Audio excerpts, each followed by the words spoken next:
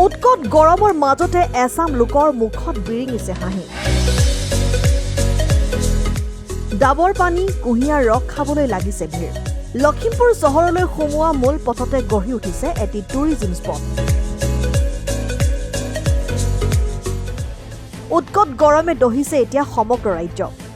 গৰমৰ পৰা পৰিত্ৰাণ পাবলৈ বিভিন্নজন গৈছে হিল ষ্টেচন, নামী দামী ৰিজৰ্ট অথবা ছুইমিং পুললৈ।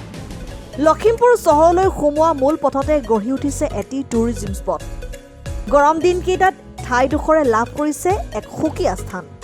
উজনি আৰু নামনিমুৱা সকলো যাত্ৰীৰ লগতে চুবুৰীয়া ৰাজ্য অৰুণাচল প্ৰদেশৰ বহু লোকৰ এতিয়া প্ৰথম পচন্দ দুৰ্গা মন্দিৰ সন্মুখৰ সেই নিৰ্দিষ্ট ঠাইখন। অতিকৈ নিৰিবিলি প্ৰাকৃতিক পৰিৱেশৰ মাজত থকা সৰু সৰু দোকান কেইখনত উপলব্ধ বিভিন্ন ফল-মূল, ডাব নাৰিকলৰ পানী, কুঁহিয়াৰ ৰস সেৱন কৰিবলৈ প্ৰায় ভিৰ কৰে দূৰণিবতীয়া যাত্ৰীসকল। যাত্ৰাপথৰ শাৰীৰিক ক্লান্তি আৰু মানসিক অৱসাদ দূৰ কৰিবলৈ প্ৰায়ে ভিৰ পৰিলক্ষিত হয় এই ঠাইডোখৰত। কাষৰীয়া বহুকেইটা পৰিয়ালে বিভিন্ন ফল-মূল, পানীয়ৰ দোকান দি ঠাইডোখৰক বাণিজ্যিক হাতলৈ পৰ্যবেক্ষিত কৰাৰ লগতে কৰ্মসংস্থাপনৰ বাট মুকলি কৰিছে।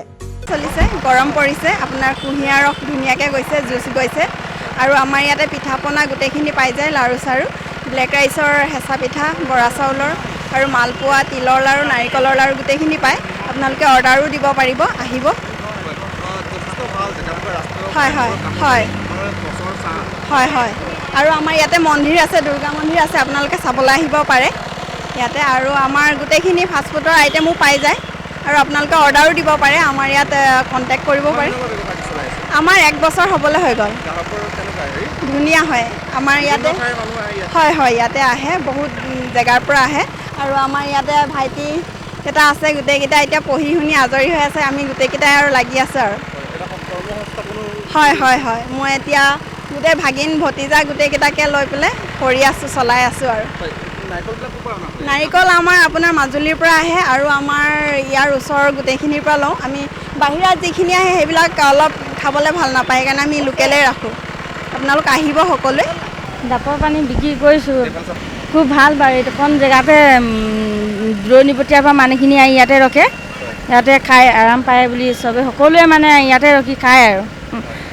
নাৰিকল বেছিও আমাৰো ভাল লাগে বাৰু, বেছি কিবা এটা কৰি খাব পাৰিছোঁ ইয়াতে। এইটো উপায় নাই, কি ক'ম আৰু, গৰমটো হৈছেই, এইটো প্ৰকৃতিৰ পৰিৱেশ। এদিন গৰম তেনেকুৱাই আৰু। নেমু অকণমান, কুঁহিয়াৰ ৰস,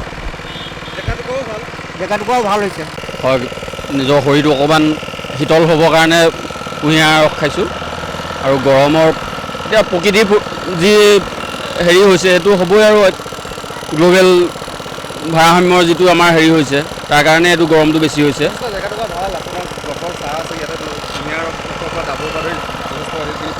হয়,